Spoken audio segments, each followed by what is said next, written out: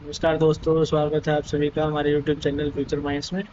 और हमने इस चैनल से शुरुआत की है कि हम आने वाले एग्जाम्स के पीवाई क्यूज का सलूशन प्रोवाइड कराएं। और मैं इस अपनी वीडियो से मैं आरपीएफ एसआई सब इंस्पेक्टर के सलूशन प्रोवाइड कराएंगे। और मैं इस वीडियो में मैथ सेक्शन को सोल्व करूँगा। तो अपना सलूशन से पहले जान लेते हैं सब इंस्पेक्टर के बारे में। सब इंस्पेक्टर लेवल 6 की पोस्ट है, जिसमें इस बार हमारे पास 452 वैकेंसियाँ आएगी।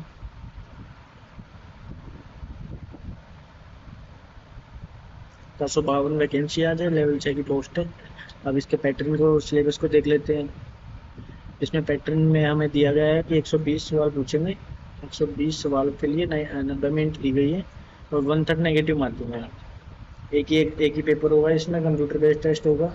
और उसमें 3 सेक्शन आएंगे अर्थमेटिक के, जिसमें 35 क्वेश्चन होंगे, रीजनिंग के जिसमें 35 होंगे, और जनरल अवेयरनेस के जिसमें 50 क्वेश्चन होंगे। और इसके बाद की प्रोसेस देख लेते हैं कि इसमें फिजिकल टेस्ट भी होगा। सीबीटी के बाद एक फिजिकल टेस्ट है जो कि क्वालिफाइंग नेचर का होगा, उसके कोई एक्स्ट्रा मार्क्स नहीं मिलेंगे। तो अभी शुरू करते हैं अपने सॉल्यूशन के साथ। हमारा पहला सवाल है कि the radius of a circle is given by 19 times, how much of its perimeter will be the perimeter of the previous perimeter. तो इसने बोला कि अगर हमारी जो पहले रेडियस थी और जो ओल्ड रेडियस है वो मान लेते हैं एक्स है, तो जो न्यू रेडियस आई वो ओल्ड की 19 टाइम्स है। तो इसने बोला कि नए वाला पेरीमीटर जो होगा वो पुराने वाले पेरीमीटर के कितना, हाउ मच, कितने गुना होगा या कितना होगा, वो फाइंड करना। तो पेरीमीटर का जो फॉर्मूला होता है वो होता है 2 पाई आर। तो अगर पहले ओल्ड वाला ये था और न्यू में क्या होगा, 2 पाई आर की जगह क्या कितना लिया हमने, 19 आर, 19 टाइम्स हो गया ना। तो पेरीमीटर भी 19 टाइम हो जाएगा ओल्ड का। तो हमारा ऑप्शन होगा बी। अगर 2 पाई आर में एक ही वेरिएबल है, रेडियस रेडियस, क्योंकि ये सब कांस्टेंट है, ये फिक्स वैल्यू है 2 पाई की। तो अगर आर 2 गुना हो रहा है तो पेरीमीटर भी 2 गुना होगा। आर हाफ हो रहा है यानी आधा हो रहा है तो पेरीमीटर भी आधा होगा। नेक्स्ट देखते हैं कि selling of an item for 440 rupees the loss of 60% of the profit received on selling. इसने बोला कि अगर किसी आइटम को 440 में बेचेंगे तो होने जो हाँ, जो हमारा प्रॉफिट होना था 1000 रुपये में बेच के, उसका 60% की वैल्यू आएगी। कहने का मतलब है अगर कॉस्ट प्राइस एक्स है तो जो हमें 440 में बेचने पे जो लॉस हो रहा है वो 1000 रुपये में बेचने पे होने वाले प्रॉफिट के 60% के बराबर होगा। तो 5x 2200 3000। तो एक्स की वैल्यू पूछी है इसने, कॉस्ट प्राइस पूछा है, तो ये कितना आएगा, 8x is equal to 5 5200। X आ गया 8×48 अपने 650, यानी ऑप्शन ए। नेक्स्ट देखते हैं, tell the product of two numbers हो जो एलसीएम एंड एच। तो इसने बोला कि प्रोडक्ट नंबर्स के प्रोडक्ट बताना है जिसका एलसीएम और एचएफ किया है।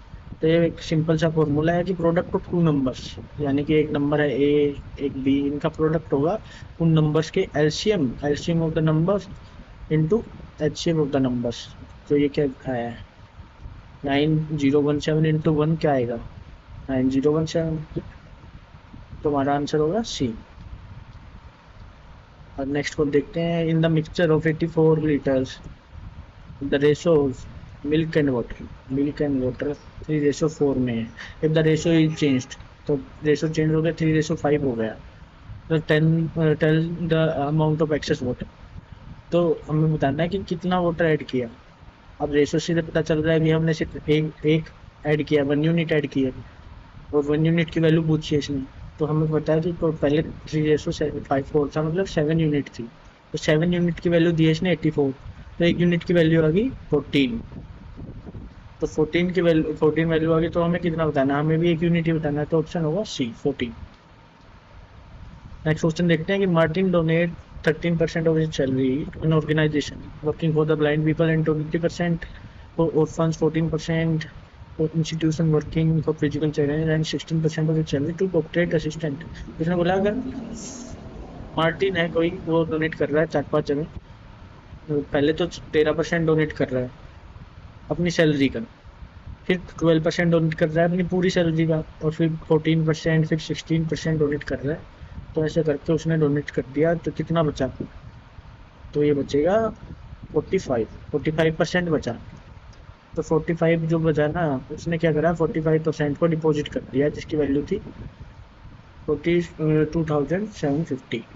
तो इसने पूछा कि डोनेट कितना करे, ऑर्फनेज में कितना डोनेट किया। ऑर्फनेज में इसने 12% डोनेट किया था, तो 45 की वैल्यू आ गई 42750, और हमें बताना 12 की। तो ये 9 से कट जाएगा, अपने 45, यही कितना जाएगा 936, 7 नहीं 63, 9 पंजे 45, 5 से जाएगा 9, ये कितना जाएगा 5 पानी 45, 5 से 25, 950, 950 इंटू 12 कितना होगा, 12 पंजे 60, 6 12 नहीं 108 और 6 114, यानी कि ऑप्शन सी 11400। नेक्स्ट क्वेश्चन है कि a person travels from the hostel to the college with the speed of 15 km per hour on the bicycle, he reaches 4.5 minutes late। यानी कि पहले ये अगर 15 किलोमीटर की स्पीड से जा रहा है तो 4.5 मिनट लेट पहुंच रहा है। फिर अगर बाइक से जा रहा है जो 20 किलोमीटर प्रति घंटे की स्पीड से चलती है तो 4.5 मिनट जल्दी पहुंच रहा है। तो हमें बताना कि डिस्टेंस कितना है स्कूल से, उसका हॉस्टल से कॉलेज का। तो हम स्पीड का रेशो लेंगे तो आएगा 3:4, यानी 15/20 लेंगे। तो स्पीड का रेशो होगा, अगर डिस्टेंस फिक्स है तो स्पीड का रेशो टाइम का इन्वर्सली होगा, तो टाइम का रेशो आएगा 4:3। अब डिफरेंस आ रहा है 1 का, लेकिन यहाँ टोटल डिफरेंस कितना आ रहा है 9 मिनट का। तो एक की वैल्यू 9 है तो 3 की वैल्यू कितनी होगी 27 मिनट। तो 27 मिनट में पहुंच रहा है वो, जब वो कितने 20 किलोमीटर की स्पीड से जाता है। तो 27/60 इंटू 20, तो ये आएगा 9 किलोमीटर कॉलेज से हॉस्टल का डिस्टेंस है, यानी ऑप्शन सी। नेक्स्ट देखते हैं, in one box 3 different box types of coins are in the ratio. तो हमें कॉइन्स का रेशो दे दिया, यानी क्वांटिटी कितनी है 3:5:7 में है। अब इनकी वैल्यू दे दी है, value of the old coins 1 rupees 5 rupees 7। ये तो टोटल प्राइस दे दिया बॉक्स का 686। तो ये आएगा 3x प्लस 25x प्लस 40, ये सॉरी 10 रुपीज़ था ये, तो 70x आएगा 686। तो टोटल कितना हो जाएगा, तो हो जाएगा 98x, 98x है 8 686 के, तो x हो जाएगा 7 ही रहेगा 70-55, तो x की वैल्यू आएगी 7। तो हमें क्या पूछा है कि number of old coins of 10 rupees, 10 rupees के कितने कॉइन थे 7x थे, यानी 7 × 7 49, 49 is the correct answer. Next देखते हैं, an amount of 7600 is invested on simple interest in annual rate of 8%। In 5 years of the amount was withdrawn. तो इसने बोला कि रेट 8% है और टाइम दिया है हमें 5 years। तो इसने बोला कि 5 साल के बाद सिंपल इंटरेस्ट पे अगर ये जो हमने प्रिंसिपल दिया है इस अमाउंट को निकाले और आधे को स्टॉक मार्केट में इन्वेस्ट कर दे, तो जो बचाओ कितना बचा, तो 7600 को 8% से 5 साल पे देंगे तो 40% इंटरेस्ट बनेगा सिंपल इंटरेस्ट पे। तो ये 5 साल बाद हो जाएगा इसका 140%। तो इसको निकाल लेंगे तो कितना आएगा 9 8 कितना होगा 6 11, इसको मल्टीप्लाई कर लेते हैं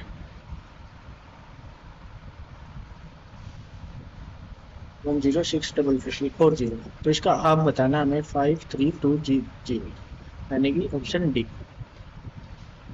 नेक्स्ट देखते हैं, when a number is divided by 119 the remainder remains 10 then the same number is divided by 17।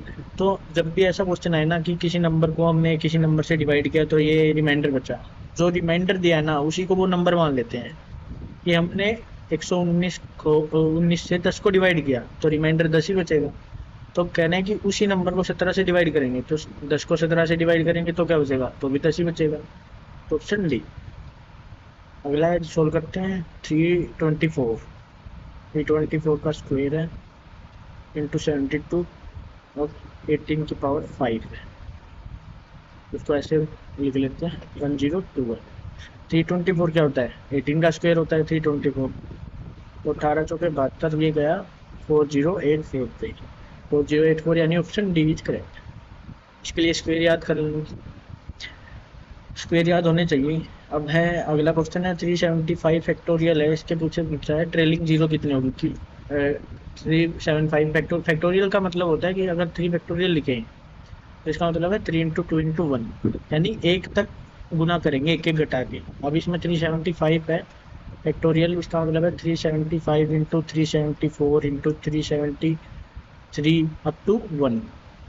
जब तक 1 ना आ जाए जब तक इसकी मल्टीप्लाई करनी है। तो पूछ रहा है कि अगर इस वैल्यू में कितनी जीरोज होगी, जीरोज होंगी। इसके लिए जीरो कब आती है, जब 10 बनता है। 10 कब बनेगा, जब 2 और 5 होंगे। तो 2 और 5 के लिए हाईएस्ट फैक्टर है 5, तो हम 5 निकाल लेते हैं कि 375 में 5 कितनी बार आएगा। तो इसके लिए हम इसको 5 से डिवाइड करेंगे तो 75 आएगा। अब 75 में 5 कितनी बार आएगा, 15 बार आएगा। 15 में 5 कितनी बार आएगा, 3 बार। अब 3 में तो 5 नहीं आ सकता, यानी कहने का मतलब है जब तक इसका रिमाइंडर मतलब वो कोशेंट इससे डिवाइजर से कम ना हो जाए, जब तक ये नंबर इस वाले नंबर से कम ना हो जाए तब तक हमें डिवाइड करना है। और जब ये तीनों आ जाए ना, इसको जोड़ देना है। तो इतने इसमें 5 होंगे।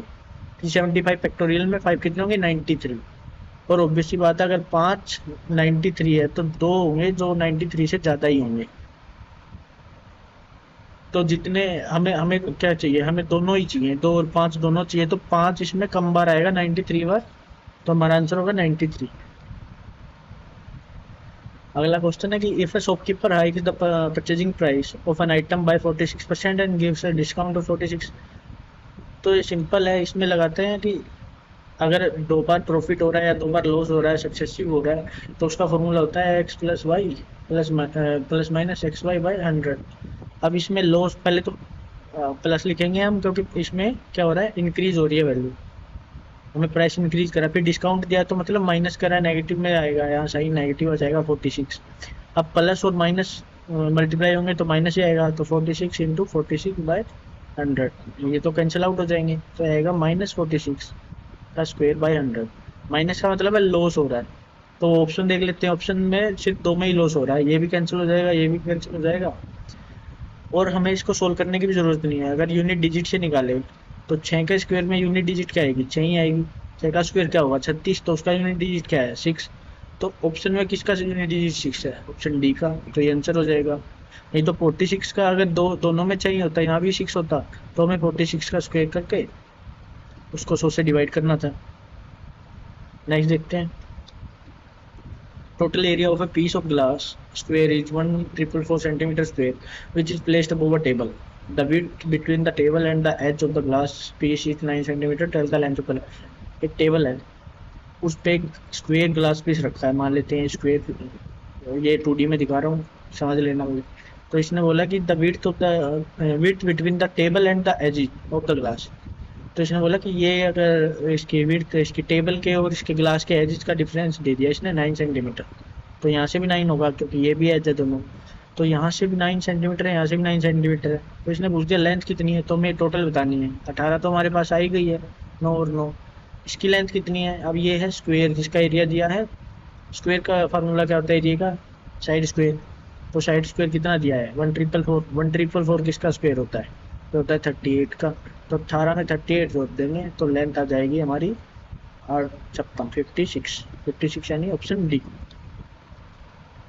नेक्स्ट है train takes 57 seconds to cross the 204 metre long bridge if the same train take 23 second to cross a signal road.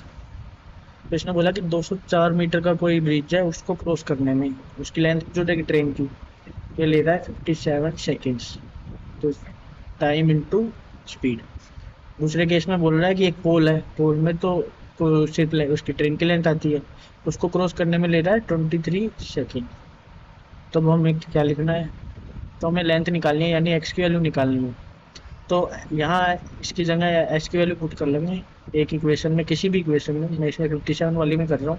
ऐसे यहाँ से कितना आएगा, एक्स बाई 23, तो 23 204 into 23 plus 23x equal to 57x आएगा। तो 57 माइनस 23 कितना होगा, 34x 204 इंटू 23 है, 17 से काटेंगे, 17 दूनी 34, 17 दूनी 34, 6x की वैल्यू आ गई 138, यानी option 1, option A is correct. Next देखते हैं at the rate of any compound interest rate at of any compound interest rate it get triple. तो उसने बोला कि किसी रेट से कोई अमाउंट है, वो एक थी तो तीन होगी, मतलब एक्स थी तो 3x होगी, कितने साल में, 4 साल में। तो इसने बोला है 2187 कितना होगा, तो यही रेशो फॉलो करेगा कि अगले 4 साल में भी एक रेशो 3 रहेगा। यानी कि इसको इक्वेट 3 बना लेते हैं, इसको भी 3 से गुना करेंगे, इसको भी 3 से, तो 9, यानी इसका 3 गुना भी अगले साल में 4 साल में हो रहा है। तो इसका 3 गुना कब होगा, अगले 4 साल में। 27, इसका भी 3 गुना हो जाएगा। 81, इसका 3 गुना हो जाएगा। 245 का 3 गुना हो जाएगा। 729, फिर इसका भी 3 गुना हो जाएगा। 2187, ये आ जाएगा 2187 कितने साल में आया है, 1 2 3 4 5 6 7, 7 बार 4 साल लगे, मतलब 28 साल लगे इसको। 28 साल क्या है, सी ऑप्शन। नेक्स्ट देखते हैं, person travels at the speed of 16 hours per इसने दिया कि 3 स्पीड दे दी, 16 24 और 12 ऑन द सरफेस। एक इक्विलेटरल ट्रायंगल है, उसके सरफेस पे, यानी इस साइड पे, इस साइड पे और इस साइड पे, ये 3 अलग अलग स्पीड से ट्रेवल कर रहा है। तो इसने एवरेज स्पीड पूछी है। तो इक्विलेटरल ट्रायंगल का मतलब है कि साइड बराबर है, यानी कि इन तीनों स्पीड से जाने वाला डिस्टेंस भी बराबर है। तो हम इसका एलसीएम ले लेंगे, जो एलसीएम आएगा उसको हम डिस्टेंस मान लेंगे। तो एलसीएम आ रहा है 12 24 कब 24, तो इसका 240, ये 20, ये 10, ये 15। तो हम मान लेते हैं कि 240 एक साइड का लेंथ है, एक या डिस्टेंस है। तो इसने 3 बार कवर किया है डिस्टेंस, तो इसको टाइम कितना लगा, टाइम लगा एक बार 15 घंटे, एक बार 10 और एक बार 20 घंटे, यानी 45 आवर्स। तो इसको काट लेते हैं 15 15 से कितना है, तो इसकी टोटल एवरेज स्पीड आ गई है 16, यानी ए, ऑप्शन ए। नेक्स्ट देखते हैं, shopkeeper sells a product in 2367 and earns, profit हुआ है उसको 12.5%। 12.5% को हम लिख सकते हैं 1/8, यानी 8 पे 1 का फायदा, कि 8 हमारा कॉस्ट प्राइस था, तो हमारा सेलिंग प्राइस है 9, इसमें प्रॉफिट हो रहा है हमें 1 का। तो इसने आगे पूछा है कि tell the amount that is equal to the half of the purchasing price. तो कॉस्ट प्राइस का हाफ बताना है, यानी 4 की वैल्यू बतानी है। 9 की वैल्यू हमें दे दी 2367, 1 की वैल्यू कितनी आएगी, 9 दूनी 18 और 56 बच गया, तो कितना बचेगा, 6 54 और 9 27, तो 4 की कितनी आ गई, 4 इंटू 263, वह 4 12, 6 24 और 25, 2 ये कितना आएगा, ठीक है। तो हमारा ऑप्शन आएगा ए। Amir distribute 875 gifts among 4 children. The first part of the child is twice the portion of the other. इसने बोला कि पहला जो अगर ए है वो ले रहा है दूसरे के 2 गुना, एंड थ्राइस ऑफ द तीसरे के 3 गुना, और 4 टाइम्स ऑफ फोर्थ, चौथे के 4 गुना। तो हम रेशो निकाल लेंगे, ए और बी का आएगा 2:1, बी और सी का आएगा 3:2, और सी और डी का आएगा 4:3। अब A/B, B/C, C/D की फॉर्म में लिख लेते हैं, 2:1, 3:2, 4:3। अब इससे रेशो निकालेंगे तो आएगा 24, ये आएगा 12, ये आएगा 8, ये आएगा 6। इसको सिंप्लीफाई करेंगे तो 12, 6, 4 और 3। तो टोटल कितना आ गया, टोटल आ गया 24, 25x की वैल्यू दे दी 875, यानी 25 से 75, 25 पंजे 25, 25 पंजे 125, ठीक है। तो एक की वैल्यू आ गई 35। हमें क्या पूछा है इसमें, हमें पूछा है कि फर्स्ट एंड सेकंड चाइल्ड, यानी 12 और 6 प्लस 18x की वैल्यू पूछी है। तो 35 इंटू 18 करेंगे, 18 पंजे 90, 18 किया 54, 54 और 9 63, तो 630, यानी option B is correct. Next देखते हैं, गिफ्ट बॉक्स है 10 बैंगल्स। तो टोटल 10 बैंगल्स है जिनका एवरेज वेट 10 का नहीं दिया है, 4 का एवरेज दिया 47, और अगली 6 का दिया है 57, और अगली 6 का दिया है 58। तो 10 का एवरेज बताना है, तो हम इनमें से किसी को भी एक एवरेज मान लेते हैं। हमने मान लिया कि 10 का एवरेज था 57, लेकिन हम देख रहे हैं कि 6 का एवरेज 58 है, यानी टोटल कितना इंक्रीज हुआ, 6। तो 6 इंक्रीज हुआ कितने पे, टोटल 10 पे। तो इसमें कितना जुड़ेगा, 0.6, 57.6, यानी ऑप्शन सी। अगर हम इसी को 57 ना मान के 58 मानते, 58 मान लिया हमने कि 10 का एवरेज 58 है, फिर देख रहे हैं हम कि 4 पे तो एक माइनस हो रहा है, मतलब टोटल 4 का लॉस हो रहा है हमें। 57 है तो टोटल 4 कम हो रहे हैं, कितने पे टोटल 4 कम हो रहे हैं? 10 पे। तो माइनस 0.4 करते तो इससे भी 57.6 ही आता है। इसका आंसर होगा ऑप्शन सी। नेक्स्ट देखते हैं, the average weight of 71 notebooks kept in a box is 7.1। 71 notebooks का एवरेज वेट है 7.1। New notebook in place in the box, तो एक और नोटबुक आ गई तो 72 हो गई।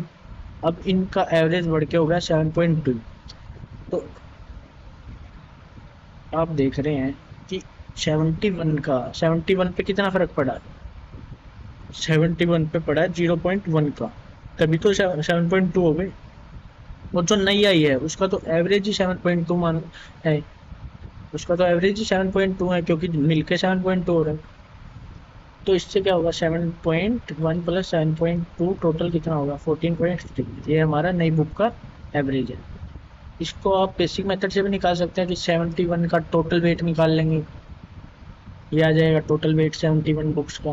फिर 72 बुक्स का टोटल निकाल लेंगे, ये 72 का आ जाएगा। तो इसमें से ये माइनस करेंगे ना पहले वाला, तो क्या आएगा?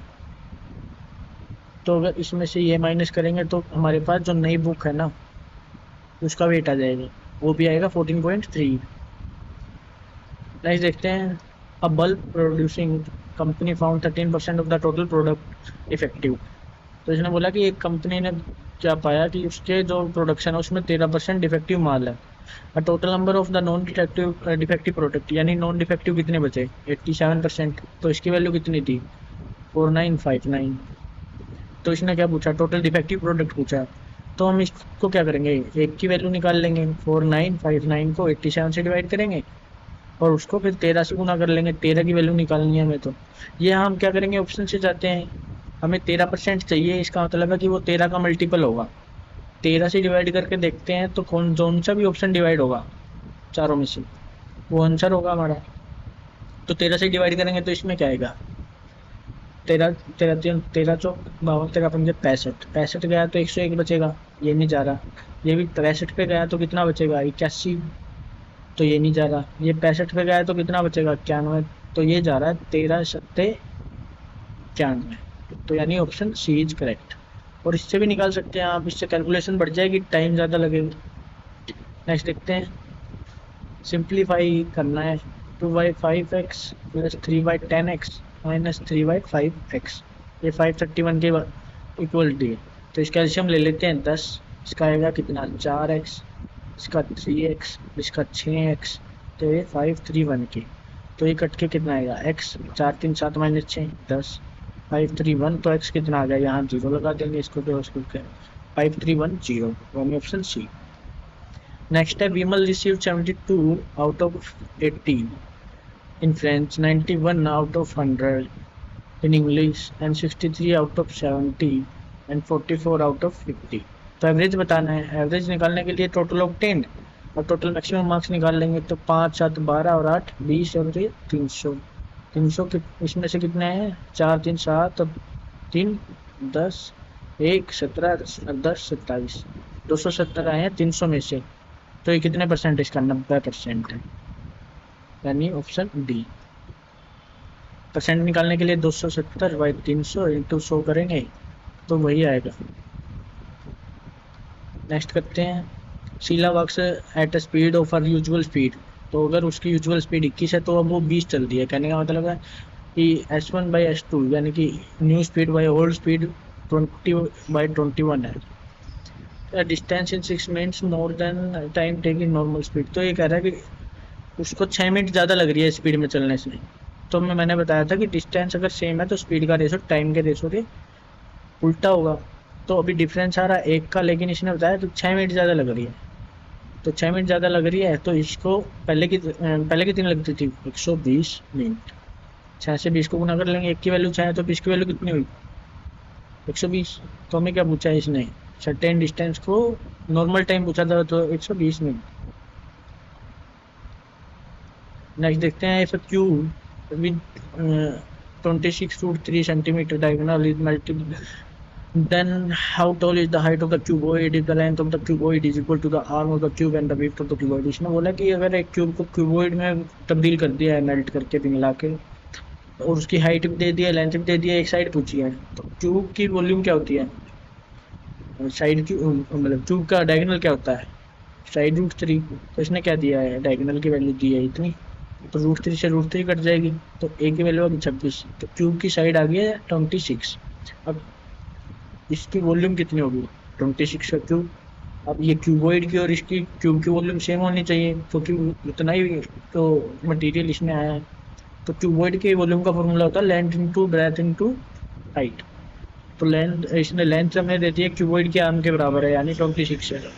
तो विड्थ ऑफ द क्यूबॉइड देती है 13। तो इसने क्या पूछा हाइट पूछी है तो एच पूछा है 26 से 26 कट गया 13 तो 26 तो हाइट आ गई 26 इंटू 2 यानी 52 ऑप्शन 1। नेक्स्ट है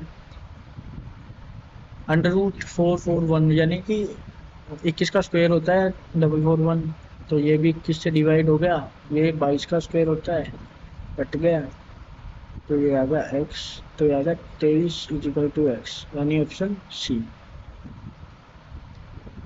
नेक्स्ट है how can 378 phones be shared equally in the student present in the classroom. अब हमें स्टूडेंट्स नहीं पता है हमें मान के चलना है कि अगर एक स्टूडेंट है तो इक्वल कितने बांटे यानी पूरे एक को ही दे देंगे दो हैं तो कितने कितने बांटे यानी इसका हाफ दे देंगे तीन है तो तीन हो नहीं सकते क्योंकि ये इवन है। तो हमें ऐसे मान के चलना है इसका एक ट्रिक है कि 378 के फैक्टर निकाल लेते हैं। 378 के फैक्टर निकालने के लिए 2 से डिवाइड करेंगे फिर 3 से तो इसको कैसे लिखेंगे 378 किसका फैक्टोरियल है मतलब किसके फैक्टर में आता है ये। तो इसको पहले देखते हैं हम 4 से डिवाइड हो रहा है क्या ये 4 से भी नहीं हो 4 से तो होना चाहिए 2 से डिवाइड करते हैं 378 को 2 से डिवाइड करते हैं तो कितना आ रहा है 2 1 8 और 9। अब ये 3 से करते हैं 63 अब फिर 3 से करते हैं सभी 21 3 से करते हैं 7 तो फिर ये 7 से जाएगा यानी इसमें 2 एक बार आया 3 3 बार और 7 एक बार। तो ये आगे प्राइम नंबर के फैक्टोरियल। तो जब भी ऐसा सवाल हो जिसमें ये पूछा हो कि इक्वल कितने तरह से बांट देंगे तो जो इनकी पावर रहती है उसमें एक जोड़ के इनको गुना कर लेते हैं प्राइम नंबर के जो पावर आई ये प्राइम नंबर के फैक्टोरियल आए इसके प्राइम नंबर में कि 2 एक बार है 3 3 बार और 7 एक बार है तो 2 इंटू 2 गुना 4 गुना 2 कितना हो गया 16 यानी ऑप्शन बी। हमें क्या करना है इसके फैक्टोरियल निकालने हैं जब तक प्राइम नंबर ना आए। प्राइम नंबर आ गया 2 आ गया 3 आ गया 7 आ गया है तो इसकी जो पावर आई उसमें एक जोड़ के गुना करना है तो हमारा आंसर आ जाएगा। अगला क्वेश्चन है English based company has 629 male man और 629 उतने फीमेल इक्वल है। The average attendance of all employee is 72 तो दोनों की मिला के 72 एवरेज आ रही है और 72 एवरेज ही मेल की है तो इसकी भी 72 ही रहेगी। अगर नंबर सेम है तो एवरेज भी सेम ही रहेगी अगर तो 72 ही आएगी। इसको निकालने के लिए एक और तरीका है वो लेंथ ही पड़ेगा 6 to 9 को 72 से गुना करेंगे 6 to 9 को जो फीमेल का है उसको x से गुना करेंगे और इनको जोड़ देंगे यानी कि 2 इंटू 6 to 9 को फिर एवरेज टोटल एवरेज से।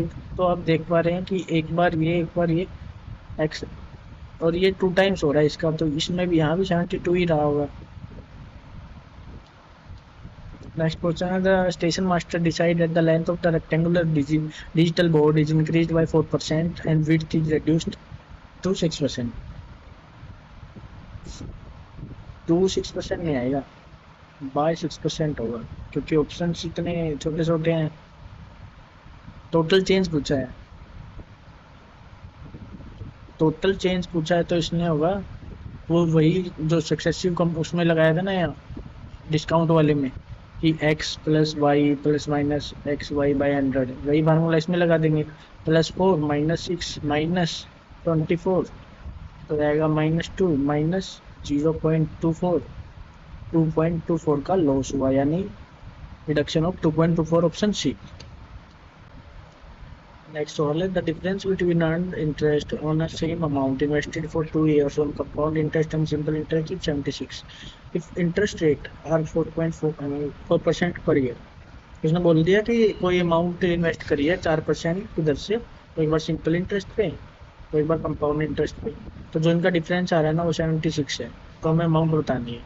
तो आपको पता है कि कंपाउंड इंटरेस्ट पे और सिंपल इंटरेस्ट पे 2 साल के लिए लगेगा तो 8% इंटरेस्ट मिलेगा, सिंपल इंटरेस्ट पे 8.16, तो डिफरेंस कितना आया 0.16% का, यानी कि 16/10,000 एक्स की वैल्यू दी है 76, और हमें कितने की पूछी है, हमें एक्स की पूछी है, तो कितना आएगा 4 चौक 16, 19 चौक 76, 2500, तो एक्स आ गया 2500 इंटू 9 आएगा 25 में 125, 225 में 25, 200 आएगा 47500 बी, बी हमारा आंसर होगा। अगला क्वेश्चन करते हैं, सिंपल ऐड करना है।